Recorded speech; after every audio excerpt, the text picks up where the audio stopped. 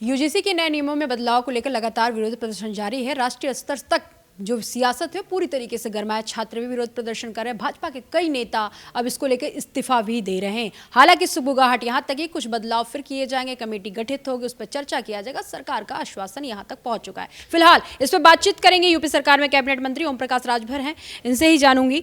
Sir, UGC का जो नए नियम बने हैं या फिर जो लागू किया गया है, उसको लेकर लगातार जो है वो विरोध प्रदर्शन जारी है। खासतौर पर यूनिवर्सिटीज और कॉलेजों में ज़्यादा देखा जा रहा है। आपको क्या लगता है कि ये सही है?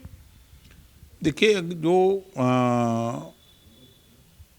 फैसला है सुप्रीम कोर्ट का, अगर उसमें कमी है तो उसके खिलाफ कोर्ट में, न्यायालय में अपना पक्ष रखने का खुला दरवाज़ा है।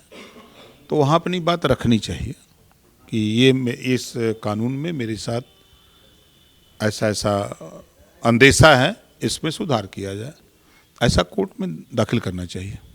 आपके मुताबिक क्या लगता है कि हम तो वही बतिया कह रहे हैं कि कोर्ट जाना चाहिए। अगर आपको गलत लग रहा है तो? बिल्कुल भाई, कोई बात होती तो आदमी भाग के कोर्ट ही जाता है ना।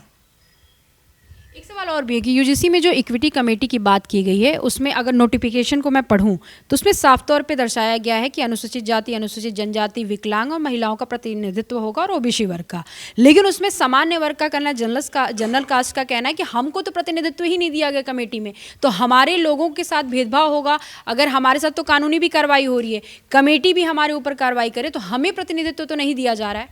नहीं, तो इस बात को लेकर के कोर्ट में जाना चाहिए ना कि ये चीज़ें हैं, लोकतंत्र है, संविधान है, संविधान में हमारा भी अधिकार है, हमको भी इसमें रखा जाए, तो अदालत उस पर विचार करती है।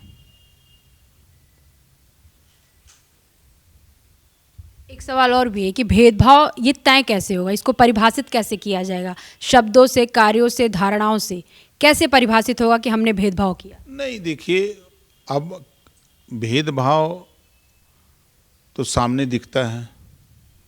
तो किसी के साथ कोई अभद्रता होती है तो देखने वाले कहते हैं कि गलत कर रहे हैं, सुनने वाले भी कहते हैं, तो वो तो जग जाहिर है।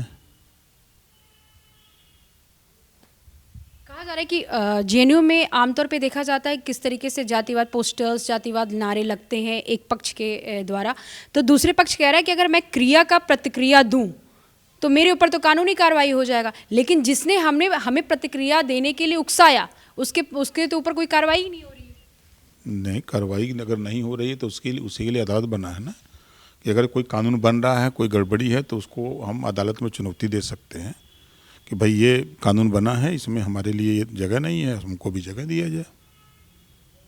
जातिगत भेदभाव का जो रिपोर्ट है वो बताता है कि 118% तक उछाल है इसमें। आप जाति की राजनीति करते हैं, और आपको, मैं ये नहीं कह रही कि आप ही करते हैं, बल्कि उत्तर प्रदेश की सियासत नहीं, भारतीय इतिहास में भी राजनीति जाति और धर्म ही आधारित होती है। लेकिन आपको लगता है कि यूजीसी, अगर मैं निष्पक्षता के साथ आपसे पूछूं कि यूजीसी जो कानून है वो सही है? देखिए, कानून पढ़े लिखे लोगों ने बनाया है, तो सोच समझ के बनाया होगा, तो निश्चित है कि उन लोगों ने अपने विवेक से जो बनाया है, अगर उसमें कोई कमी रह गई, कोई खामी रह गई है, तो उसको सुधारने के लिए भी व्यवस्था है, ऐसा नहीं है कि नहीं है। आपको लगता है कि अभी भी जातिगत भेदभाव हो रहा है? जब तक देश में तहसीलदार ठप्पा मार के जाति प्रमाण पत्र देगा तब तक जातिवाद होगा। जब तक देश में संविधान है, राजनीति करने वाले लोग रहेंगे, तो जातिवाद होता रहेगा। जाति के नाम पर संगठन में पदाधिकारी बनाए जाते हैं, जाति के नाम पर टिकट दिया जाता है कि किस जाति का कहाँ ज़्यादा वोट है, जाति के आधार पर मंत्री बनाए जाते हैं कि भाई राजभर जी हैं, राजभर जी को बना दो मंत्री, वोट ले आएंगे, लोध जी हैं इनको बना दो, नाई है इनको बना दो, गुण को बना दो। तो ये जाति आधारित पार्टियां जो है, संगठन, टिकट, मंत्री सब तय करते हैं। जातिवाद राजनीति वो तो ठीक है, जातिवाद राजनीति और जातिगत भेदभाव में बहुत डिफरेंस है। तो आपको लगता है, मैं इसलिए पूछ रही हूँ क्योंकि आप भी तमाम जिलों में दौरा करते हैं, आप भी यूनिवर्सिटीज़ कॉलेजेस को बच्चों से बातचीत करते हैं, आपको लगता है कि जातिगत भेदभाव अभी भी हावी है कॉलेजों में? कहाँ नहीं है।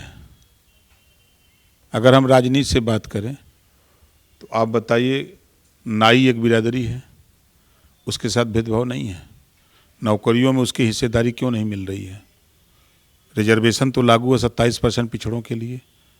नाई है, पाल है, प्रजापति है, राजभर है, आर्य, कर्कवंशी, बंजारा है, कचेर है, निषाद है, बिंद है, केवट है, मल्लाह है। ये तमाम जातियां जो हैं ये उपेक्षा का शिकार नहीं है।